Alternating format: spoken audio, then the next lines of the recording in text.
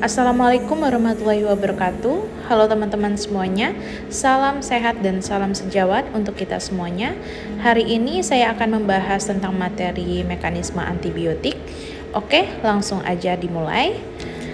Yang pertama, teman-teman harus memahami dulu golongan-golongan beta-laktam itu apa saja, golongan cephalosporin itu apa saja, golongan aminoglikosida itu apa saja, dan lain-lain.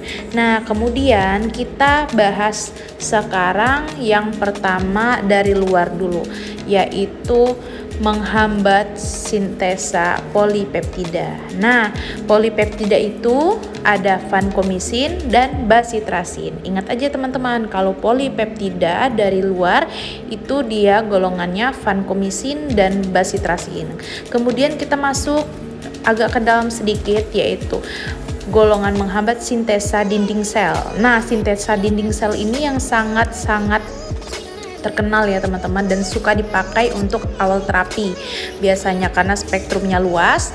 Nah, kita gampang banget untuk mengingatnya karena kalau sintesa dinding sel itu biasanya beta-laktam, yaitu termasuk golongan penicillin, cephalosporin. Nah, terus ada lagi carbapenem sama monobactam.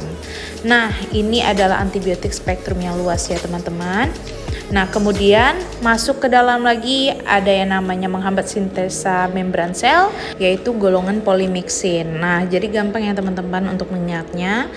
Ada sintesa dinding sel, yaitu beta-laktam, penicillin, cephalosporin, carbapenem sama monobactam, itu yang dasar banget biasanya. Kemudian di bawah lagi ada polipeptida, ada vancomycin sama bacitracin.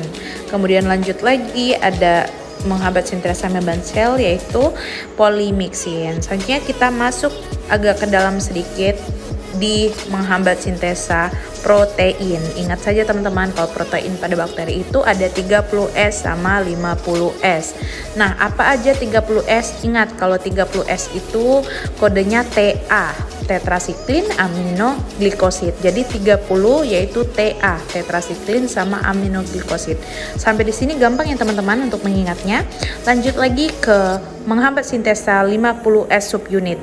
Nah, kalau 50S subunit ini terdiri dari macrolide, clindamycin, linezolid, chlorampenicol, sama streptogamins.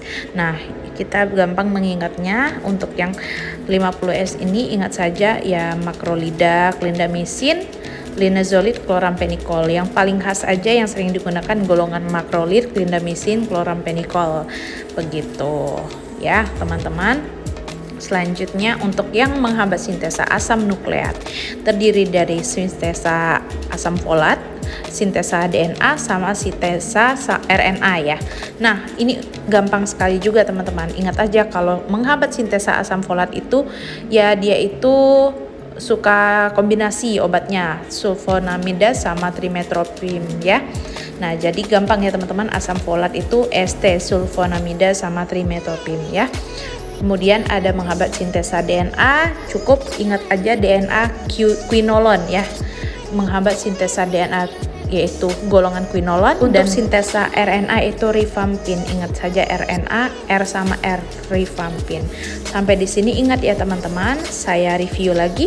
Untuk sintesa asam nukleat ada 3. Menghambat sintesa asam folat, DNA sama RNA. Kalau folat tadi terdiri dari kombinasi ya biasanya, yaitu sulfonamida dan trimetoprim. Contohnya obatnya adalah trimetoprim sulfamethoxazole ya. Nah, selanjutnya yang ada DNA sama RNA. DNA itu ingat aja quinolon, DNA quinolon.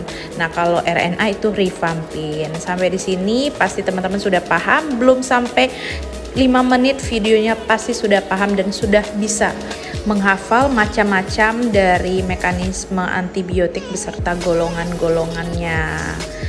Oke teman-teman semuanya, sampai di sini dulu materi mekanisme antibiotik dari saya.